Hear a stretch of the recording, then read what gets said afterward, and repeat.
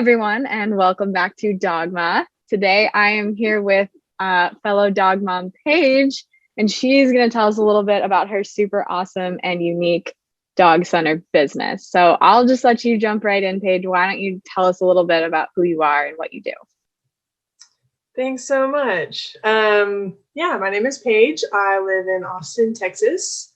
I make Pupcuterie boards. So it's basically a charcuterie board, but for your dog.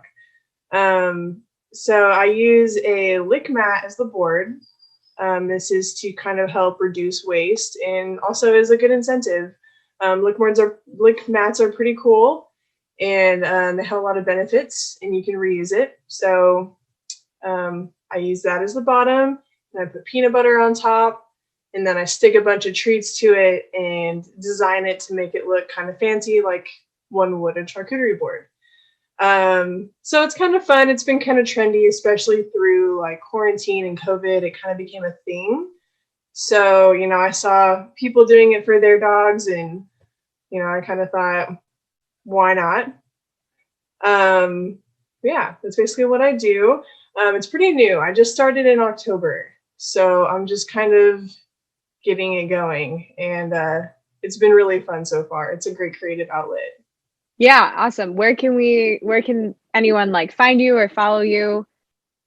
Tell us your website names and whatnot. Yeah, today actually I made a TikTok for the first time. My very first TikTok. I held off this long, but I finally caved. Okay. What's the handle my on that? TikTok is Pupcuterie ATX. My Instagram is a little bit more updated, and that handle is also Pupcuterie ATX.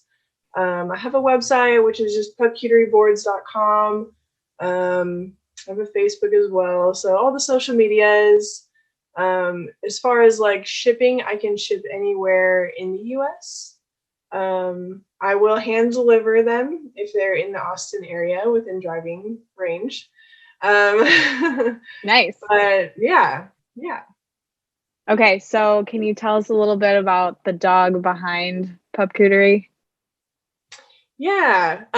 So I actually started trying to make this a thing in spring of last year. My friend and I were going to do it together. But then my dog got really sick, and she got really busy at work. And then over the summer, my dog unfortunately was old and she passed away. So, sad, but it happens. So after that, I was really sad and decided that I would kind of instead of let that sadness overcome me, kind of use that as, as a channel of my emotions, and to try to help others instead of just wallow in sadness. So yeah, I think that's a really beautiful thing. It's so beautiful to do it in her memory. Her, right? Her? Yeah. Mm-hmm. Her memory. Yeah. What was her name? Yeah.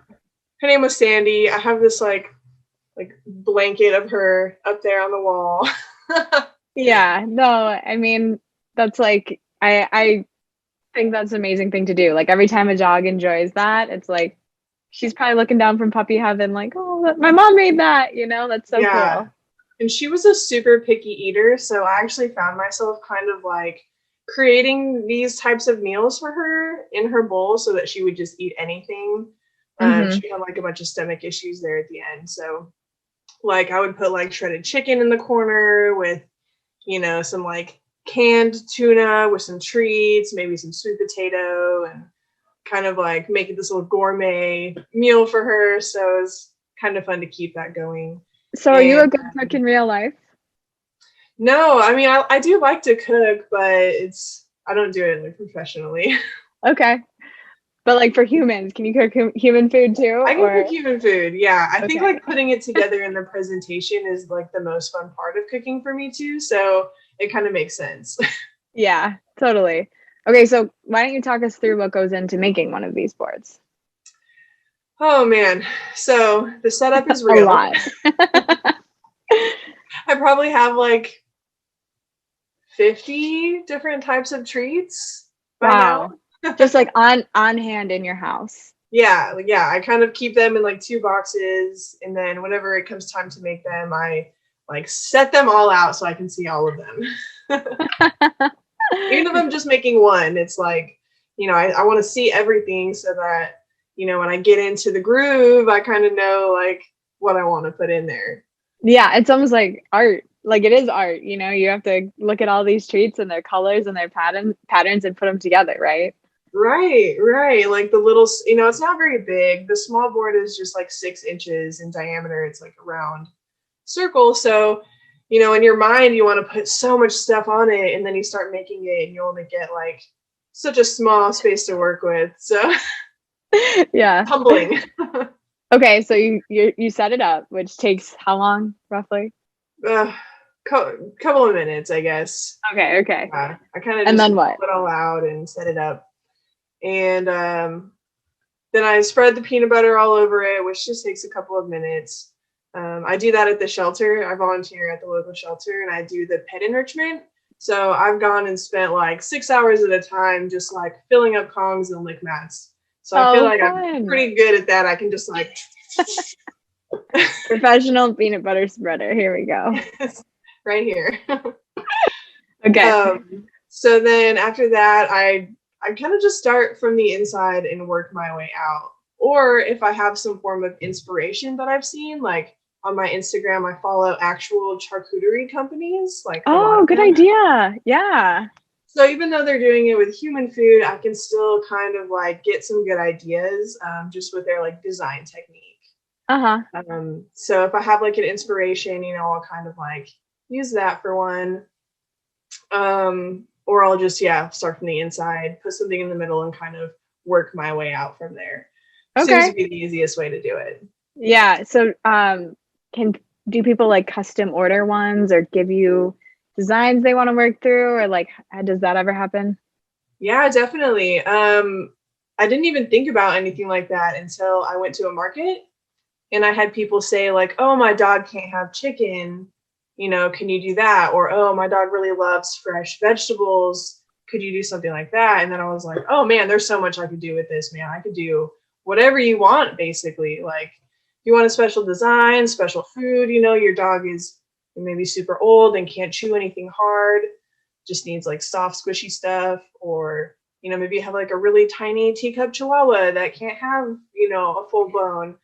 Yeah. So it really is like there's so many different kinds of dogs. So yeah, definitely can customize for any dog. That's super cool. Okay, what's been the most rewarding thing of creating this business? I really enjoy like getting the videos back of the pets eating them, just because I can see like the happiness in the dog. It's really funny. You can see them start to like sniff everything, and they get a little bit overwhelmed, and they're like, "Oh my god, like what? Where do I even start with this?" And they'll kind of like pick a little piece up and be like, "Oh, this smells so good over here," and they'll move on. And there's other dogs too that just get it. They just like go to town. They just start. Arr, arr, arr. Yeah. So I promise we'll have some good ones for Benji. There was a blizzard that hit in the Midwest today, so I didn't get like good lighting to take the videos for you, oh but he's wow, getting it this weekend. So I promise perfect. you'll get some of Benji enjoying it. I can't thank you enough. It was so beautiful. I opened it and I like immediately showed Benji's dad. I'm like, look at this super cool thing. And he's like, what? How do you even find these things? So That's yeah, great. yeah, it's beautiful. It's amazing. You are an artist. Like I couldn't do that. I could never do that. You're so creative. So Thank um you. It was fun. yes. Okay, so seeing the dogs, any other points of like the best parts Oh of yeah, and the people that get to watch their dog be that happy. I mean, I know like the happiest moments for me are like when I'm watching my dog run and frolic and play and like play with the foster dog, and that to me is like so heartwarming, and I could do that all day. I could sit and watch the dogs play and chew and have a blast all day. Like so you're honestly, saying I should do a reaction video of me watching Benji too. Like one camera for Benji, one yeah, camera for me. that would be great. It would be like full smiles, like Yeah, just be lots of like, probably, I'd say probably me even freaking out more than him. Like he's gonna be like, "Mom, are you okay?" Like, right, to them they're like, oh, lots of treats, and we're like, oh my god, dog Pupcuterie board, like this is yeah, so great. yes, super So cool. yeah, so people's reactions can be really fun too. I've got to see some in person and some in the video. You can just hear them giggling and commenting from behind their cameras. And it's really wholesome. Do you go to a lot of markets? I feel like I see on your Instagram stories that you're at markets a lot. Yeah, I figured it's like a good way to kind of reach a little bit more of like the local community. And Hmm. Austin is like so about small businesses, shopping local, fun, quirky, weird markets. Like, keep Austin weird is our motto here. Nice. So the markets get pretty fun. It's like I a was party. I was gonna say, did you make any other like dog mom creator friends? Is there like a dog mom creator circuit in Austin, Texas? Yeah, there is. There's lots of dog mom stuff. I've met some really cool like collar and bandana makers, lots of good treat makers, lots of local pet stores that are just like amazing. Like their owners love to give back and do so much for the community. And it's really inspiring to me too to see them do things like that, because then I'm like, oh, I could do that too. Like I could raise money and give it to the Austin Animal Center, or like Austin Pets Alive, which is who we foster through. Um, so yeah, it's been really fun. It's been really fun. And all the dog related markets are so great because all the dogs just come up and play with me, and I get to just pet dogs all day. So it's a dream come true, honestly. Yeah, I know this isn't a planned question, but can you talk a little bit about the rescues that you volunteer at or like the foster program that you go through? Yeah. Austin Pets Alive is a really big and pretty popular rescue program here in Austin.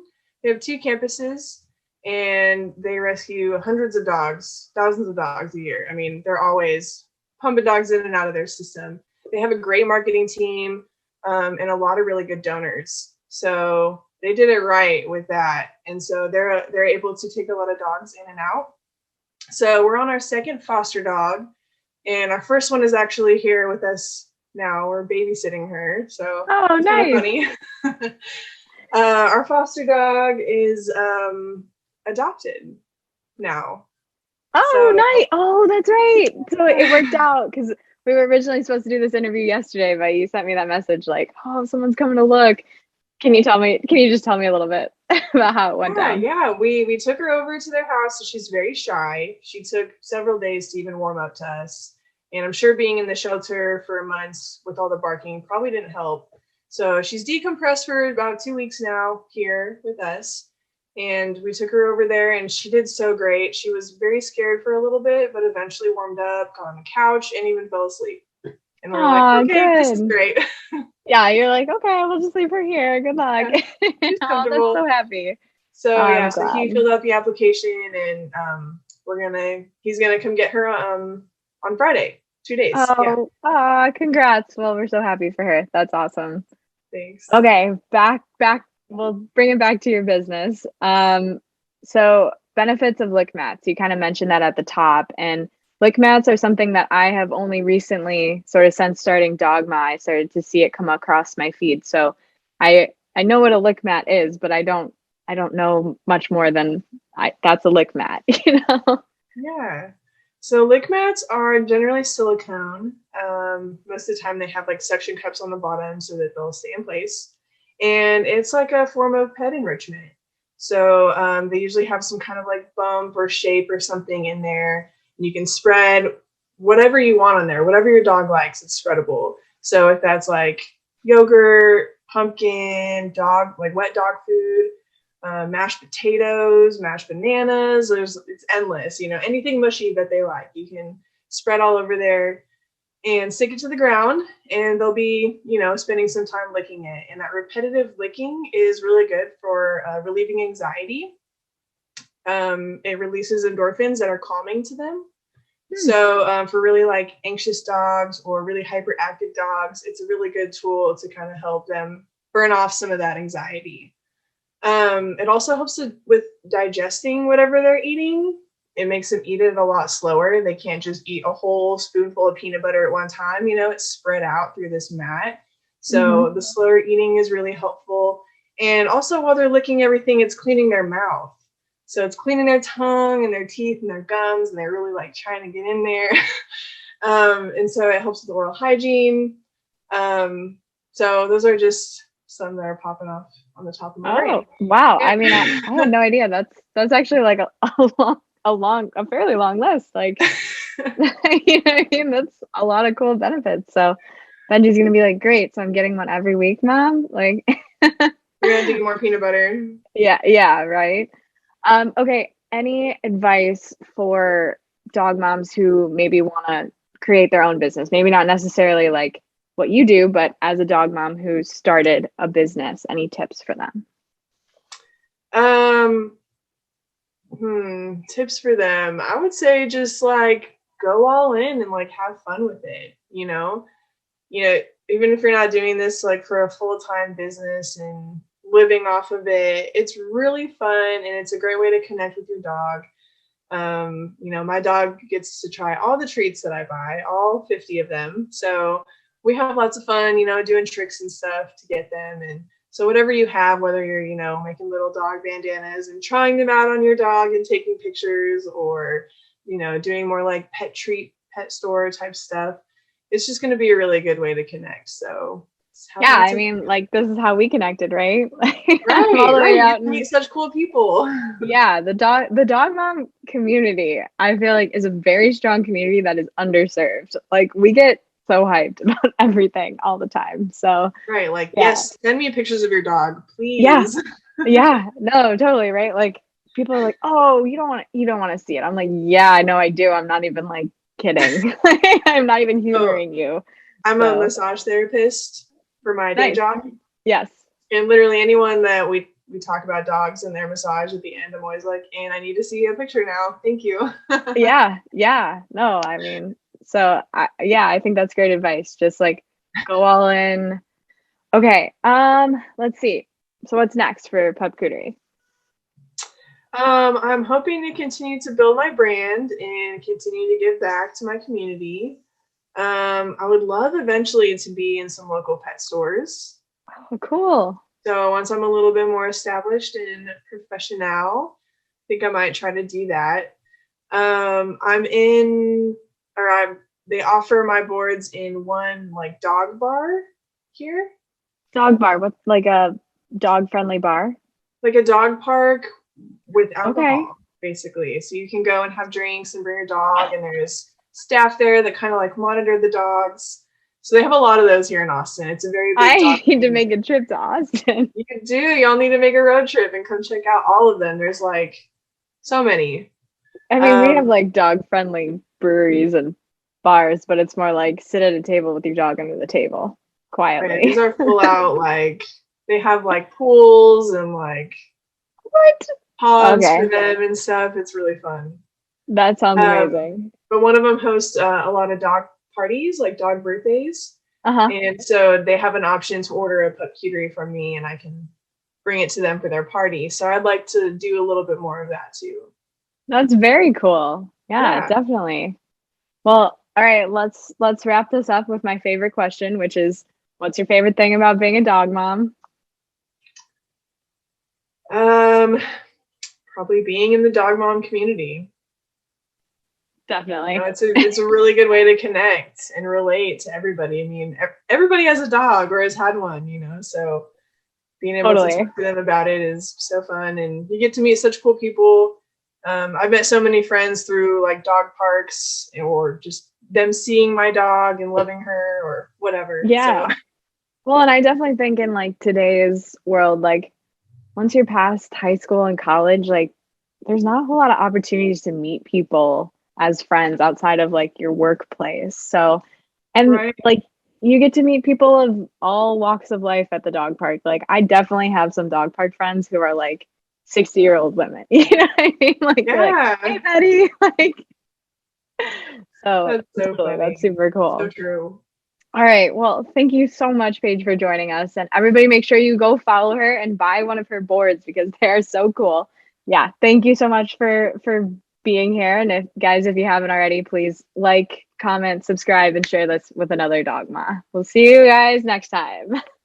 Bye.